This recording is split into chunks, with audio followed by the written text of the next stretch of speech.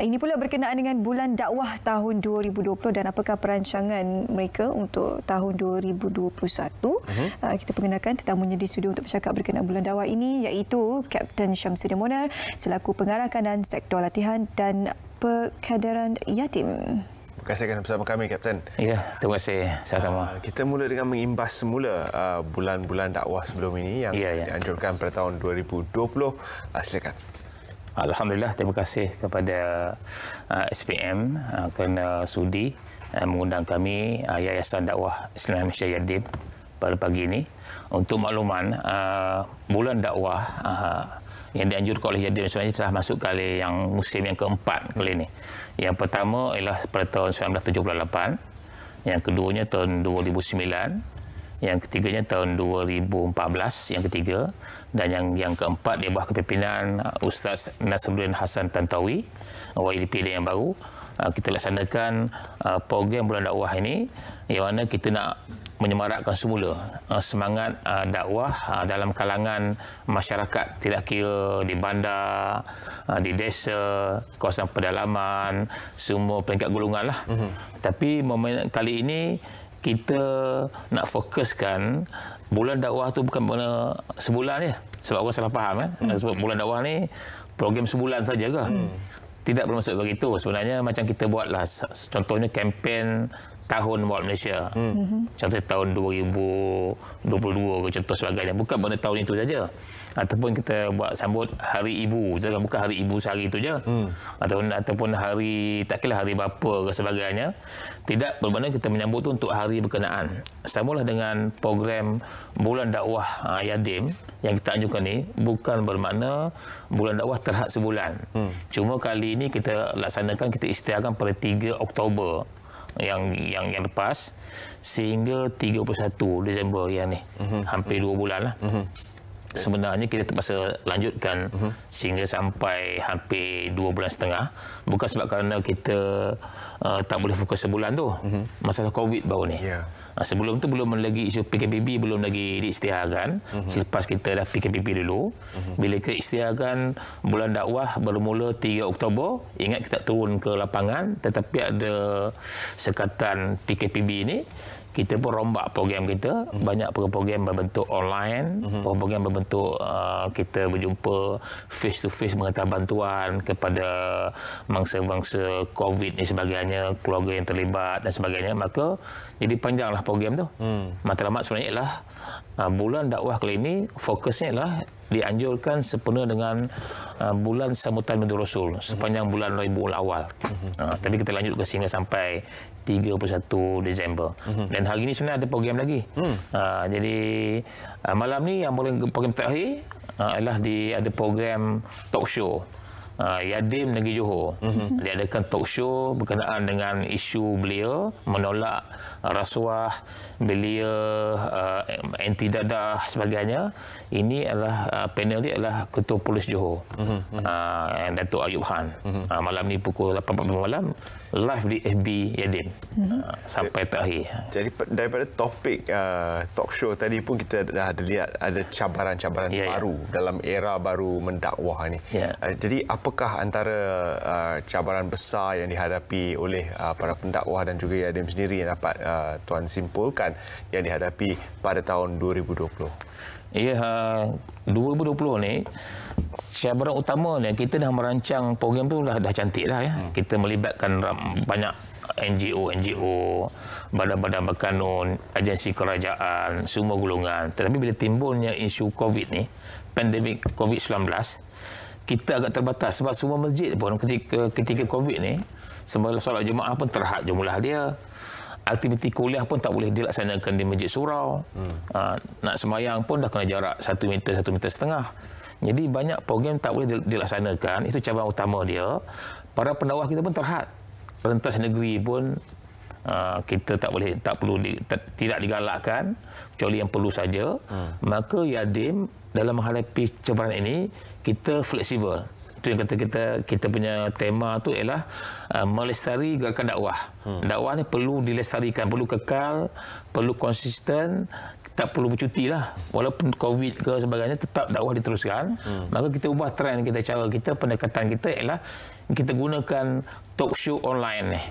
Setiap hari dia mengadakan program mutara mindanya, talk show-nya, forum secara online. Kita ada ikon-ikon dakwah kita seperti Datuk Dr. Fadilah Kamsah, Profesor Dr. Muhaya dan juga Ustaz Ahmad Dasuki Abdul Rani, Ustazah Isfadiah dan sebagainya, Ustaz Nur Hisham, Tuan Padang. Jadi mereka terlibat dengan program talk show kita ni secara online. Setiap hari Selasa kita adakan program. Bermula 3 Oktober tu tidak berhenti-henti, ada program online setiap malam. Macam kita buat forum perdana gitulah.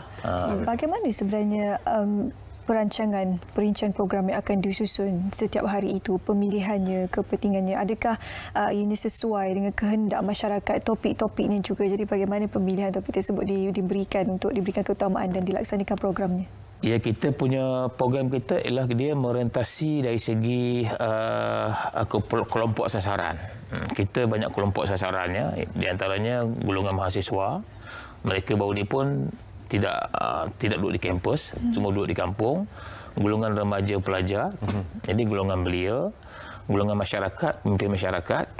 Jadi kita pelbagaikan dari segi penyampaian tu, dari segi panelnya tu pun pelbagai. Kalau golongan kelompok yang profesional kita panggil yang hebat-hebat lah. Kalau golongan mahasiswa ni, di kalangan mahasiswa sini kita ada tubuhkan rakan siswa Yadim di universiti. Kita ada tokoh-tokoh ikon-ikon muda ini, mereka akan jadi juru bicara, jadi panelnya untuk menarik golongan mahasiswa ini. Dan di kalangan remaja sendiri pun kita adakan juga online pada sekolah ni. Jadi kita punya ikon-ikon dakwah muda Yadim akan terlibat dengan golongan-golongan remaja ni. Kita juga menyantuni golongan-golongan yang rentan, kan, golongan-golongan seperti gelandangan ataupun golongan yang saya sebut, saya pernah jumpa golongan Maknyah ni. Dia suka nama dia Maknyah, dia panggil kan. Apa saya nak panggil ni? Dia kata kami suka panggil Maknyah. Sebut perkataannya satu tu mungkin sensitif bagi mereka. Bukan semua yang melakukan perkara yang tidak baik itu. Dia kata kami lebih selesa Maknyah. Kita pun menyantuni golongan Maknyah. Kita pergi ke lapangan secara terkawal lah. Ikut SOP sebagainya, tak lebih daripada 20 orang. Jadi semua golongan kita santuni, dan yang paling utama kali ini ialah kita menyantuni golongan-golongan yang terjejas dengan COVID-19 dari segi pendapatan. Walaupun tidak banyak. Contohnya kita golongan pemandu teksi, e-hailing. Ya, di Johor kita adakan program, kita buat secara drive-thru, kita beri sumbangan kepada mereka ini. Golongan yang terlibat dengan yang cari pendapatan pekerjaan yang food panda sebagainya ini, kita adakan baru ni di Putrajaya. Kita bagi menyampaikan bantuan dan juga kepada mereka terjejas di rumah-rumah flat di bandaraya. Kita ada program mengantar bantuan dari segi musaadah COVID-19. Kita beri sumbangan makanan dan sebagainya untuk membantu mereka itu meringankan bebanannya. Itu yang di antara program yang kita laksanakan dalam suasana COVID-19 baru ni 2020. Kita berada dalam dunia yang sentiasa terbuka dengan pelbagai informasi dan juga ilmu dari luar dengan media sosial dan sebagainya. Jadi antara rintangan utama untuk dakwah adalah pemikiran yang menolak akhlak untuk beragama. Walaupun ini merupakan prinsip pertama rukun negara kita, kepercayaan kepada Tuhan, ada yang menolak. Jadi apakah antara mungkin pembaharuan yang boleh dibawakan untuk membantu golongan ini melihat kepada kebenaran beragama itu? Ya, untuk tahun depan kita punya Dewan Kepimpinan Yadim yang baru ni kita dah merancang sebenarnya. Di antara fokus utama kita program dakwah Yadim tahun 2021 ialah kita nak menjadi benteng kepada akidah dan juga fikrah umat Islam ni. Yang mungkin mereka yang ada yang terpesong dari segi pemikiran, kepahaman. Kita akan adakan mereka ini program-program seminar dan juga diskusi-diskusi ilmiah sekiranya pandemik 19 ni agak kendur awal tahun depan. Kita buat secara fizikal lah. Supaya nak membentuk kefahaman mereka ini dari segi akidah pemikiran Ahlussunnah wal Jamaah. Kita ada panel-panel kita, pakar-pakar kita yang akan membantu menyusun modul-modul latihannya supaya tak timbul nanti orang salah faham. Pertamanya, kita tak mahu orang mungkin Islam salah faham. Islam ni bukannya ekstrim dan sebagainya, keganasan. Kita nak betulkan persepsi. Yang keduanya, di segi orang Islam sendiri. Tamu mereka sini pun akan berlaku ekstrim. Pemikiran mereka tu.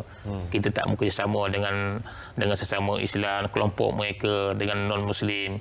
Kita harus harmonikan pemikiran umat Islam ini supaya mereka boleh menerima pemikiran wasatiyah seperti mana Universiti Al-Azhar. Jadi kita akan bawa nanti pemikiran insya-Allah tahun depan ni satu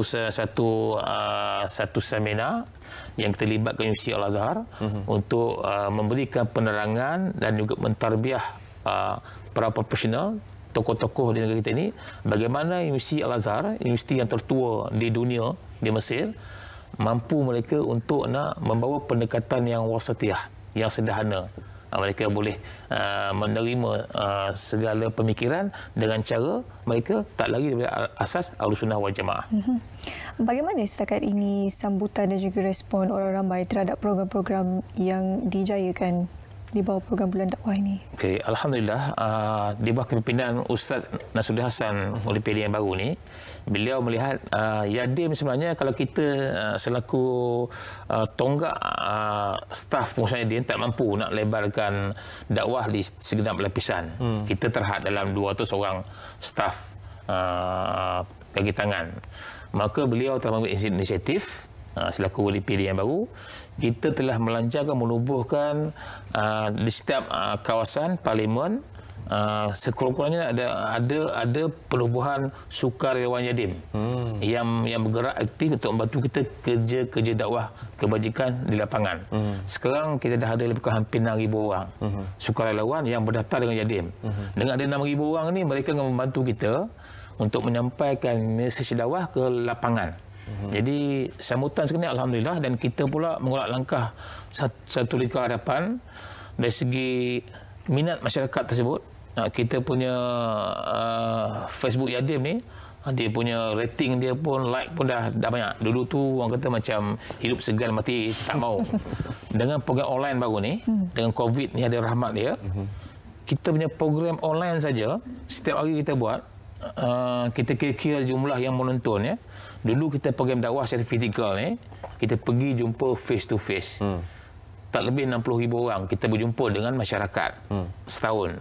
Tapi dengan online ini lebih 1 juta. Wow. Dengan program online yang paling ramai ialah program Dai Muda Yadim dengan TV Hijrah tu 220,000 yang akan menonton, yang terlibat dengan kita. Jadi selama 2 bulan ni hampir 2,000 lebih 2,000 program kita laksanakan, dan penonton jumlah orang yang kita dampingi, yang kita santuni lebih 1 juta orang, termasuk yang fizikal dengan online. Itu ada antara hasil impak masyarakat. Sekarang dah mula dah mereka ni dekat dengan Yadim sekarang. Bagaimana tuan melihat penggunaan digital, teknologi dan sebagainya untuk melebar luaskan lagi? Jadi saya yakin Yadim juga mengambil kesempatan sewaktu tempoh pandemik COVID-19 ini untuk menggunakan teknologi, sebab seperti yang tadi dikongsikan tadi, memang wujudlah sedikit mereka yang menolak dakwah dan sebagainya dari rumah ke rumah contohnya. Jadi menggunakan platform digital ini mungkin perasaan itu akan ada sedikit kekurangan. Sebenarnya bagaimana dia pakai kelebihan yang ada sekarang ini? Ya, kita sebenarnya memaksimumkan penggunaan dari segi platform digital ni. Contohnya kita Facebook, Instagram. Tetapi itu saja tidak melebar sebenarnya. Cuma YDP baru kita ni dia ada kreativiti sikit. Dia menggunakan ikon-ikon dakwah selebriti yang terkenal yang ramai dia punya follower. Contohnya Ustaz Dazuki Abdul Rani, kudanya Datuk Fadhil Kamsah, Profesor Muhaya, Ustazah Isfadiah. Mereka ni Ustazah Asma Harun. Follower mereka ramai, ada yang sampai ratus ribu jutaan follower. Maka kita share dengan mereka ni segala mesej dakwah Yadim ini. Bila ada program, mereka akan share dalam Facebook mereka masing-masing. Itu yang sampai kadang-kadang sampai hampir 60,000 sekali dalam program tu orang akan ada, kita berinteraksi dan sebagainya. Kita menggunakan kekuatan pendakwah selebriti yang ada itu untuk membantu Yadim untuk menyampaikan mesej dakwah tadi. Itu yang kita rasa yang Yadim sekarang boleh sampai ke sasaran menggunakan orang-orang yang hebat ini Maka Yadim pun nampak hebatlah bila kita berkolaborasi. Alhamdulillah. Tuan, apakah kalender 2021 untuk Yadim bergerak ke hadapan? Soalan terakhir untuk Tuan. Alhamdulillah, untuk tahun 2021 ini kita telah pun membincangkannya dalam pihak pengurusan, dan yang mana YDP Yadim telah mengarahkan ada lebih kurang ini disenaraikan dalam 5 fokus utama Yadim. Pertama sekali, Yadim akan bergerak selaku badan yang akan menjadi benteng kepada fikrah pemikiran umat Islam. Contohnya kalau orang lihat, contohnya macam peguam kan, dia ada bar konsol dia kan. Akan datang ni Yadim nak supaya Yadim ni bila sebut soal masalah pemikiran umat Islam, nak membentuk pemikiran mereka, Yadim akan menjadi benteng. Jadi orang akan boleh memohon bantuan Yadim, membetulkan keadaan pemikiran. Yadim akan jadi benteng ini dengan program yang akan kita susun nanti. Yang keduanya, Yadim akan menjadi ejen kepada penyatuan ummah. Tidak kira parti politik, pemimpin masyarakat, sama ada pemimpin kerajaan ataupun bukan kerajaan, dan kita akan menjadi penyatu kepada ummah. Dan insya-Allah pada bulan Januari ni tahun depan, tak lama dah kan, malam ni pun dah tahun depan, dalam 16 hari bulan Januari, 16 dan 17 Januari, 2 minggu lagi, kita akan adakan Kongres Penyatuan Kesatuan Ummah. Akan diadakan di... Semua program ini sebenarnya boleh dapatkan maklumat lanjut di Facebook Yadim. Ya, boleh ada Facebook Yadim. Terima kasih kita ucapkan kepada pihak Yadim kerana sudi bersama kami untuk program terakhir Selamat Pagi Malaysia tahun 2020.